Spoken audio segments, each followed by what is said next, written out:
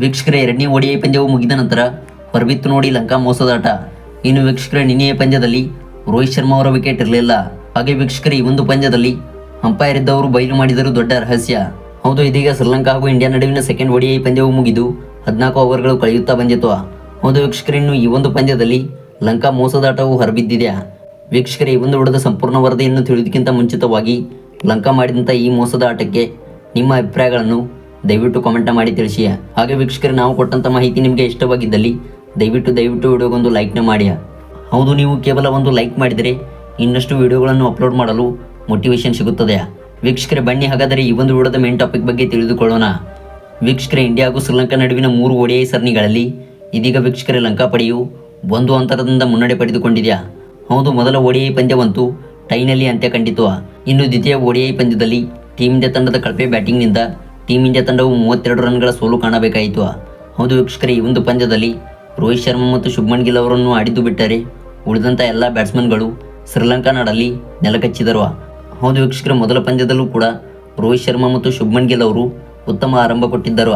ಆ ಒಂದು ಪಂದ್ಯದಲ್ಲಿ ರೋಹಿತ್ ಶರ್ಮಾ ಅವರು ಔಟ್ ಆದ ಬಳಿಕ ಟೀಮ್ ಇಂಡಿಯಾ ತಂಡದ ಬ್ಯಾಟರ್ಸ್ಗಳು ಪೆವಿಲಿಯನ್ ಹಾದಿ ಹಿಡಿದರು.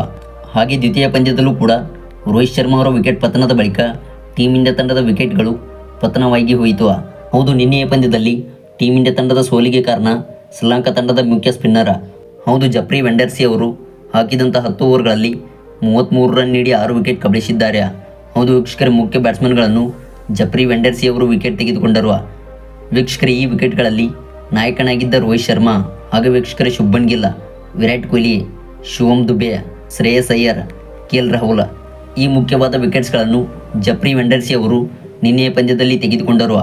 ಇನ್ನು ವೀಕ್ಷಕರೇ, ಈಗ ಪಂದ್ಯ ಮುಗಿದು 14 ಓವರ್ಗಳು ಕಳೆಯುತ್ತಾ ಬಂದಿದ್ದು, ಹಾಗೆ ವೀಕ್ಷಕರೇ ನಿನ್ನೆಯ ಪಂದ್ಯದಲ್ಲಿ ಜಫ್ರಿ ವೆಂಡರ್ಸಿ ಅವರ ಓವರ್ನಲ್ಲಿ ರೋಹಿತ್ ಶರ್ಮಾ ಅವರ ವಿಕೆಟ್ ಇರಲಿಲ್ಲವೆಂದು ಇದೀಗ ಸುದ್ದಿಗಳು ಬರುತ್ತಿವೆ.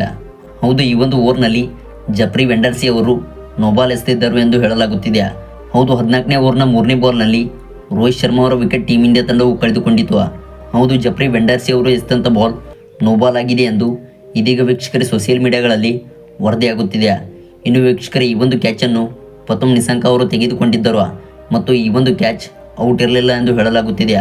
ವೀಕ್ಷಕರೇ, ಒಂದು ವೇಳೆ ನಿನ್ನೆಯ ಪಂದ್ಯದಲ್ಲಿ ರೋಹಿತ್ ಶರ್ಮಾ ಅವರ ವಿಕೆಟ್ ಬೀಳದಿದ್ದರೆ ಈ ಒಂದು ಪಂದ್ಯವನ್ನು ಟೀಮ್ ಇಂಡಿಯಾ ತಂಡವು ಗೆಲ್ಲುತ್ತಿತ್ತು. ಇನ್ನು ಇದರ ಬಗ್ಗೆ ಕ್ರಮವನ್ನು ತೆಗೆದುಕೊಳ್ಳಬೇಕೆಂದು ಗೌತಮ್ ಗಂಭೀರ್ ಅವರು ಇದೀಗ ವೀಕ್ಷಕರೇ ವಾರ್ನಿಂಗ್ ಕೊಟ್ಟಿದ್ದಾರೆ.